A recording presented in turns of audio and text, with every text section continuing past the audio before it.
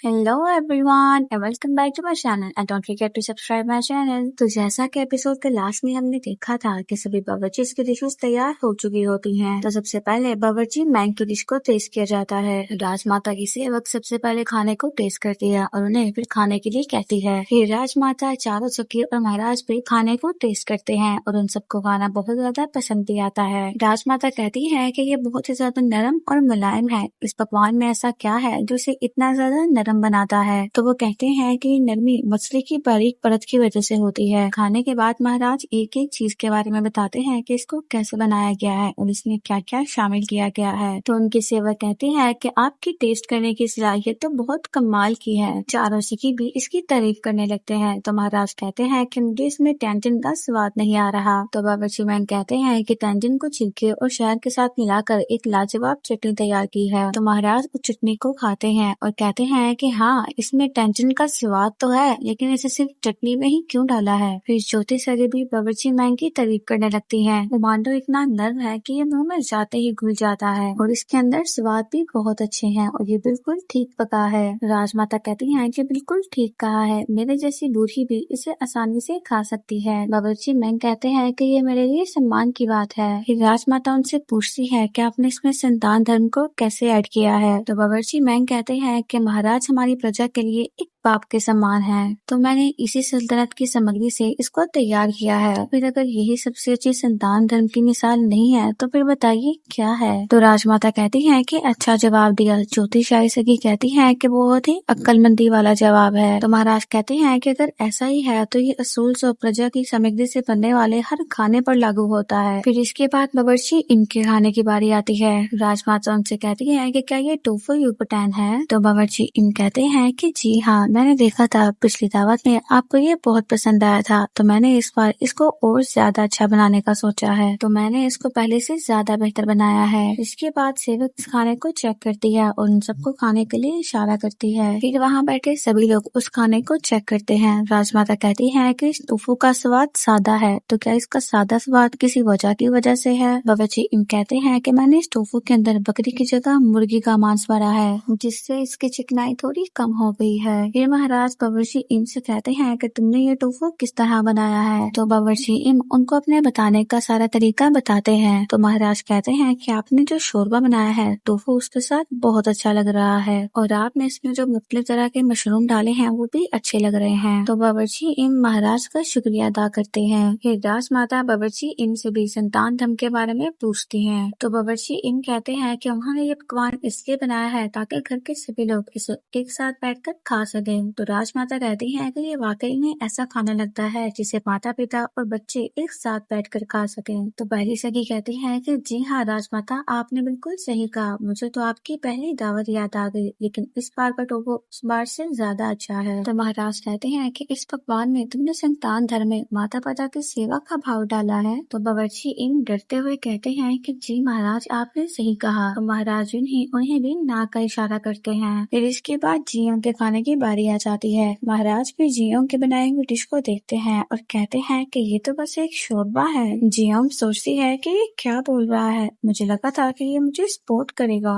राजमाता कहती है कि इसे बनाते वक्त तुम्हारे दिमाग में क्या चल रहा था। तो जियों कहती है कि ये टेंजिन शोरबा राजमाता खास तौर पे आपके लिए बनाया गया है, आप इसे चखकर तो देखें। फिर उनकी सेवक बारी बारी सब कुछ चखती है और उन्हें खाने का इशारा करती है। सभी जियों के बनाए हुए शोरबे को टेस्ट करते हैं और उसे हैरानी से देखने लगते हैं। जियोंग सोचती है कि ये सभी ऐसे पॉज क्यों हो गए हैं, इन्हें मेरा शोरबा पसंद आया या फिर नहीं। महाराज सोचते हैं कि ये ताजगी भरा उमामी स्वाद हैरानी की बात है कि इसे इसके साथ जोड़ने का ख्याल आया। जियोंग महाराज को देख रही होती है और कहती है कि हो ही नहीं सकता, क्या इसको मेरा स्वाद समझ आ गया। सच में इसके टेस्ट बड्स तो कमाल के हैं। फिर राजमाता दोबारा से शोरबे को पीती है और कुछ सोचने लगती है। ज्योतिषाई सगी जियोंग से पूछती है कि बताओ, इसने संतान धर्म तुमने किस तरह से शामिल किया है। तो जियोंग कहती है कि इस पकवान में संतान धर्म का भाव कई जगहों पर है। सबसे पहले आता है हमारा टेंटिन शोरबा, जो हमें माँ के पकवान की याद दिलाता है। और दूसरी बात, ये जो तला हुआ टोफू है, ये इसके स्वाद को उभारता है। तो चौथी शायद गुस्से से बोलने लगती है कि अपनी बकवास बंद करो और जो बात पूछी है उसका सीधा जवाब दो, वरना मैं तुम्हारे हाथ अभी कटवा दूंगी। तो इतने में ही राजमाता कहती है कि चुप कर जाओ, इस पकवान में संतान धर्म शामिल है। फिर राजमाता चावल लेती है और उसे शोरबे में शामिल करती है और उसे खाने लगती है। जियोंग उन्हें खाता हुआ देखती है और कहती है कि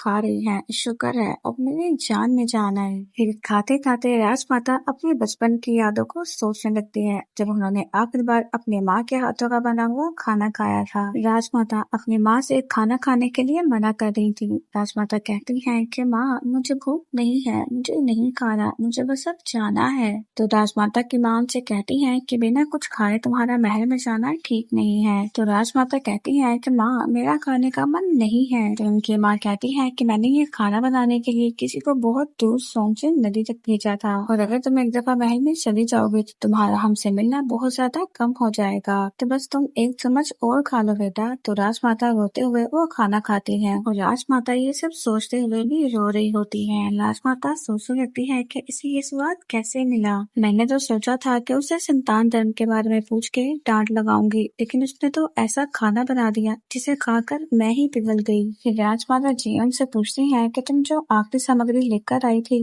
वह क्या थी। तो जियोंग कहती है कि वो जेजैक था। एक ताजगी भरा शोरबा बनाने में जेजैक से बढ़कर कुछ भी नहीं, और इसका स्वाद सिर्फ उन्हीं लोगों को पता है जो नदी के पास रहते हैं। तो महाराज कहते हैं कि जेजैक का स्वाद जिन्होंने अपने हाथों की बाजी लगाकर इसमें शामिल किया है, इसकी वजह से इस शोरबे का स्वाद और ज्यादा बढ़ गया है। तो जियोंग हैरान हो जाती है कि महाराज ने सही कहा है, और वो महाराज को थम दिखाती है। तो महाराज उसको देखने लगते हैं। तो जियोंग अपना हाथ पीछे कर लेती है। छोटी शाही उसे ऐसे देखती है और गुस्से में आ जाती है और सोचती है कि ये इस तरह से महाराज को लुभा रही थी। तो राजमाता कहती है कि जेजैक से तुम्हारा मतलब उन छोटे सीप से है जो सीप के शोरबे में होते हैं। तो जियोंग कहती है कि जी हाँ, यही वजह है उस उमामी भरे ताजगी स्वाद की जिसे आप सारी जिंदगी ढूंढती आई हैं। मुझे यकीन है कि आपकी माँ के बनाए हुए आखिरी टेंटिन शोरबे में यही सीप शामिल होंगी, तो इसीलिए मैंने उसके अनोखेपन को इस टेंटिन शोरबे में जोड़ दिया। तो राजमाता खाती है और कहती है कि मुझे ये बहुत पसंद आया, लेकिन मैं इसे पहली बार ऐसे देख रही हूँ। टेंटिन शोरबे में पालक डालने का तुम्हें ख्याल कैसे आया? ये बहुत ही नरम है और बहुत ज्यादा मीठा भी। जियोंग सोचने लगती है कि ये इतनी सिंपल सी बात मुझसे क्यों पूछ रही है? क्या आज यहाँ पर मैंने जेजैक टेंजिन पालक शोरबा तैयार किया है? तो जियोंग कहती है कि पालक को जब शोरबे में डाला जाए तो वो मुलायम और मीठा हो जाता है। इनको हल्का उबाल कर जल्दी से मसाला लगाने से भी इनका स्वाद बढ़ जाता है। और मैंने देखा था कि आपको संतुलन बनाए रखने में मुश्किल हो रही थी और आपके हाथ भी कांप रहे थे। पालक हड्डियों की कमजोरी को और खून की कमी को भी पूरा करते हैं, और वैसे भी खाना भी एक तरह की दवाई ही होती है। अगर आपको अपनी सेहत के लिए कुछ चुनना पड़े तो कभी दवाई की जगह आप एक अच्छा खाना चुनें, और उस खाने से भी आप सेहतमंद रह सकते हैं।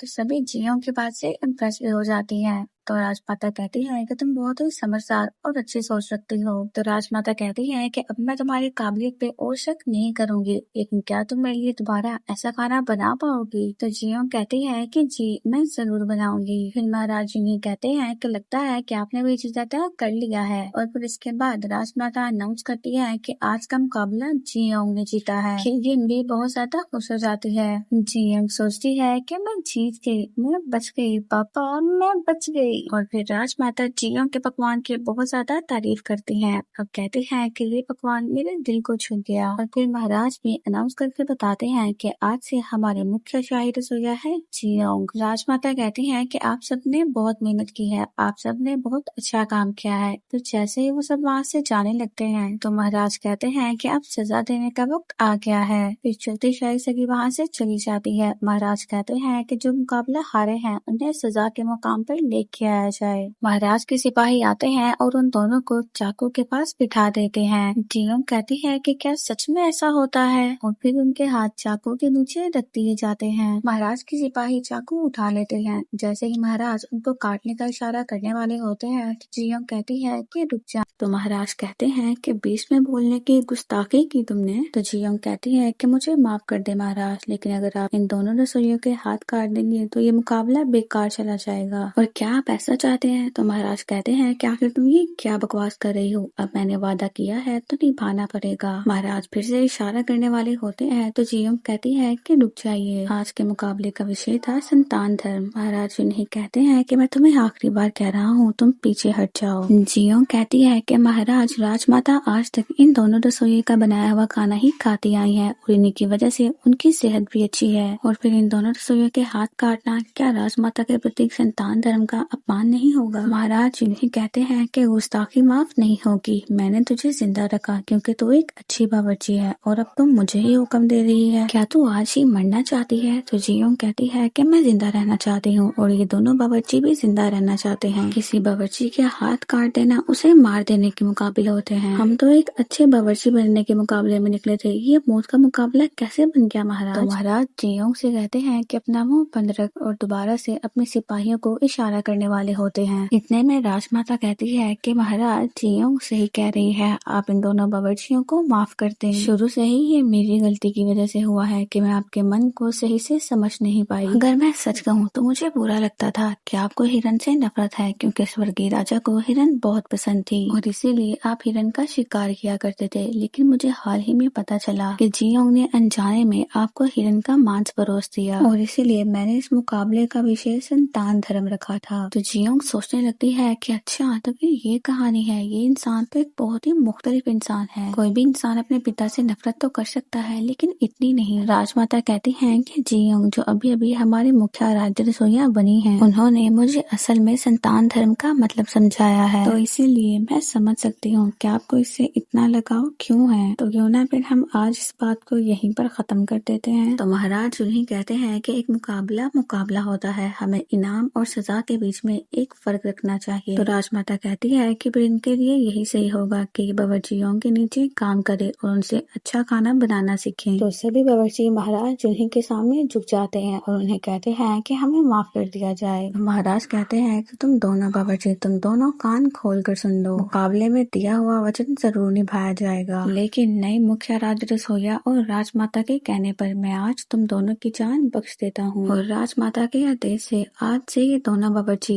जियोंग के शागिर्द बनकर काम करेंगे और उससे खाना बनाना सीखेंगे। और इसी के साथ ये मुकाबला यहीं पर खत्म होता है। फिर महाराज अपने सिपाहियों से कहते हैं कि इन्हें आजाद कर दिया जाए, तो वो दोनों बावर्चियों को छोड़ देते हैं। फिर राजमाता महाराज से कहती हैं कि महाराज क्यों ना आज हम दोनों बैठकर चाय पिएं। तो महाराज इन्हें कहते हैं कि क्या हुआ, क्या आज के तेंजिन सुरमे ने आपको उसकी याद दिला दी जिसकी आपको चाहत थी, और आज तो आप कुछ ज्यादा ही दरिया दिली दिखा रही हैं। और फिर महाराज वहाँ से चले जाते हैं। फिर हमें राजमाता के साथ तीनों सखी को दिखाया जाता है जो बातें कर रही होती हैं कि आज से टाइन बावर्ची पर कोई भी उंगली नहीं उठा पाएगा। तो एक सखी कहती है कि आपने देखा नहीं कि छोटी सखी गैंग वहाँ से सबसे पहले चली गई। तो दूसरी सखी कहती है कि कैसे न जाती हो उसकी चाल जो बेकार हो गई। तो राजमाता कहती है कि चलो अब बस करो, अब कम से कम वो रोज मेरे पास आके अपनी बकवास बातें तो नहीं करेगी ना। तो दूसरी सखी कहती है कि क्या आपको ऐसा महसूस नहीं हुआ जैसे ही मुकाबला खत्म हुआ महाराज को अचानक से गुस्सा आ गया। तो तीसरी सखी कहती है कि हाँ बिल्कुल, मुझे तो डर लग रहा है कि महाराज को कहीं उस वाक्य के बारे में पता ही ना चल जाए। तो दूसरी सखी कहती है कि हाँ बिल्कुल, वरना महाराज राजमाता के साथ इस तरह से पेश ही ना आते। पहली सखी कहती है कि तुम लोग क्या बातें कर रही हो, क्या तुम्हें नहीं पता कि इस बारे में बात करना भी मना है। राजमाता भी महाराज की बातों को सोच रही होती है और फिर यहाँ पर वो बातें करने लगती है कि महाराज को इस बारे में कैसे पता चल सकता है। महाराज को तो ये लगता है क्योंकि माँ की मौत एक बीमारी की वजह से हुई थी, लेकिन महाराज तो ये नहीं जानते क्योंकि माँ को जहर दिया गया था। लेकिन महाराज को इन सब के बारे में कैसे पता चल सकता है, हो सकता है कि वो किसी से जांच करवा रहे हों। तो राजमाता उन सबसे कहते हैं कि चुप कर जाओ, अगर महाराज को इस बारे में पता भी चल गया हम तब भी कुछ नहीं कर सकते, चाहे वक्त पीछे ही चला जाए मैं तब भी वही करती जो मैंने तब किया था। फिर हमें महाराज को दिखाते हैं जो अपने महल जा रहे होते हैं। इतने में ही उन्हें मुख्य शाही सचिव की बात याद आती है। मुख्य शाही सचिव उन्हें कहते हैं कि उस वक्त वहाँ पर छोटी शाही सचिव भी मौजूद थी और मुख्य राज्यपाल होंग को जो सजा मिली है इसकी जिम्मेदार भी जियोंग है। ये अफवाह भी शायद वहीं से फैली है। तो महाराज सोचते हैं कि इसका मतलब है ये सब कुछ छोटी शाही सगी खांग ने किया है। तो महाराज उन्हीं राजमंत्री को बुलाते हैं,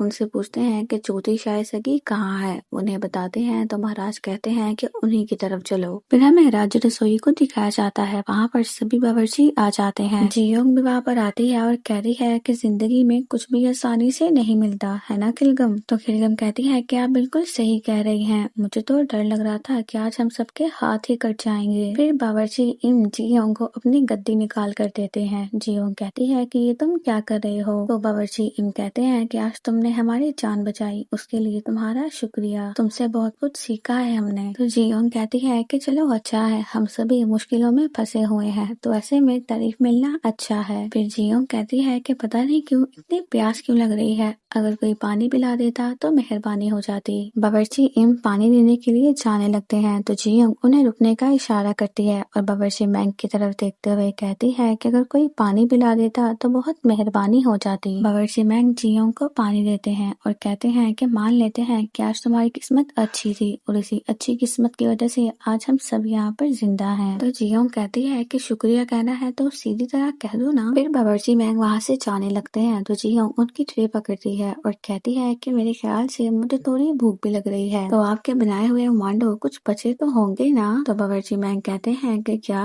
उमांडो।